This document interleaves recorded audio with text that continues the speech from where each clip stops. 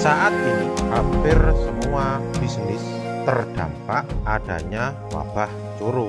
Mungkin hanya segelintir yang malah naik omset dan bisnisnya, seperti bisnis di bidang kesehatan, bisnis di bidang digital teknologi seperti pulsa yang justru semakin besar penggunaannya ketika masyarakat disuruh diam di rumah. Kemudian ada lagi bisnis yang menyangkut 9 bahan pokok, karena mau tidak mau meskipun kita berdiam di rumah, kita dan seluruh anggota keluarga kita tetap butuh makan. Seperti halnya TV digital, penggunaan data itu semakin naik trafficnya. Di masa seperti ini justru saya ingat tentang film Power Rangers, di mana ketika kita semua sedang mengalami kesulitan, 5 orang Power Rangers, atau kalau tidak salah 7 orang ya, itu semua kalah melawan satu namanya monster. Yang harus dilakukan adalah bisnis adalah berubah dan semakin berubah, termasuk bisnis kita. Atau kalau tidak bisnis kita yang berubah, maka cara berbisnisnya yang harus berubah. Saya berikan beberapa hal contoh nih, yang selama ini bisnisnya buka toko, mau tidak mau maka harus membuat jaringan online, contoh delivery order untuk satu RT.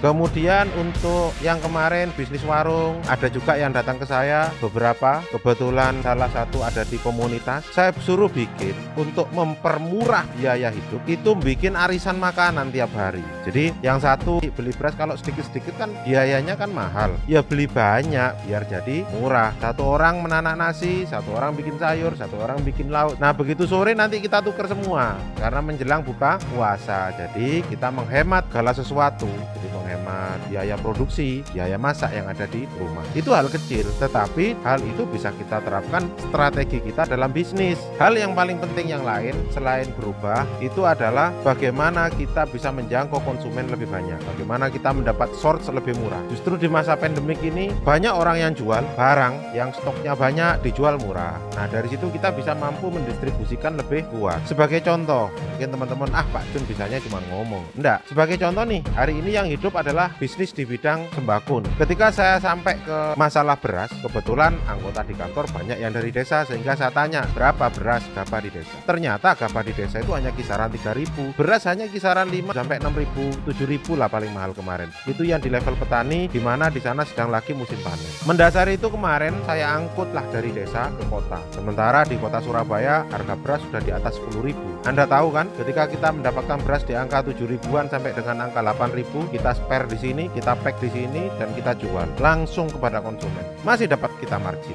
Itu salah satu pembelajaran saya kepada anggota saya, bagaimana kita bertahan bisnis di masa krisis. Hal lain terkait dengan strategi bisnis, boleh kita diskusikan bagaimana merubah strategi bisnis di masa pandemi. Bagi Anda yang punya bisnis atau bahkan nganggur, boleh Anda kasih komen di sini. Nanti akan saya berikan waktu khusus untuk kita diskusi, saling membahas bagaimana mendapatkan strategi bisnis di masa pandemi.